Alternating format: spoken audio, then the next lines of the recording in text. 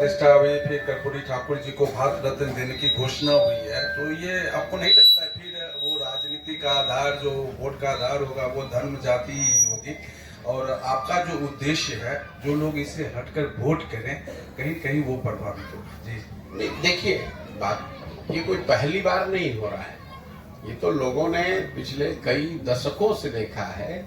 जब भी चुनाव आता है, रामलला की मंदिर बने, इसमें तो कोई दिक्कत नहीं। गांव गांव में मंदिर बना हुआ है। कर्पूरी जी को भारत रत्न मिलना बहुत अच्छी बात है, स्वागत योग्य बात है। वर्षों से इसकी डिमांड लोग करते रहे, लेकिन ये सब बातें चुनाव के 1 महीने 2 महीने पहले इसलिए की जाती हैं कि लोग अपने 5 साल की समस्याओं को भूलकर इसी में आकर बहकर फिर वही गलती करके वैसे ही वोट कर दें। आपका कहना है लोग तो फिर वही बात करेंगे। अगर लोग फिर वैसे ही करते रहेंगे तो उनकी स्थिति भी वैसी ही बनी रहेगी जैसे पहले से है। ऐसा तो है नहीं कि बिहार ने लालू जी का शासन नहीं देखा, कि नीतीश का नहीं देखा, कि मोदी का नहीं देखा। भाई 10 वर्ष से मोदी जी प्रधानमंत्री तो हैं ही, उससे बिहार में बेरोजगारी तो खत्म हुई नहीं, उससे कोई बिहार से पलायन रुका नहीं। उससे पहले जब केंद्र में यूपीए कांग्रेस की सरकार थी तब भी बिहार की दशा यही थी। हम लोग तो इस अभियान में रोज ये बात कह रहे हैं कि ये बात ही बेमानी है कि किसने बिहार का भला किया, किसकी वजह से बिहार का नुकसान हुआ।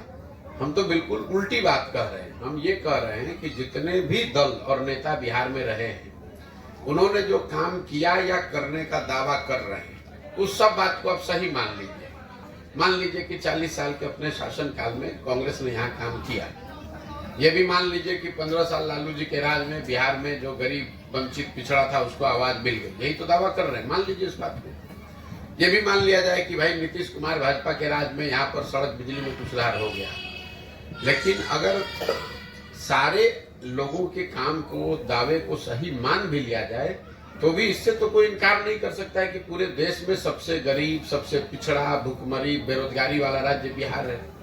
तो बिहार की जनता को, आपको, हमको ये सोचना है कि भाई देश आगे बढ़े, तेजी से बढ़े, धीरे बढ़े, वो तो एक कहानी है, लेकिन बिहार तो जहां था वही है।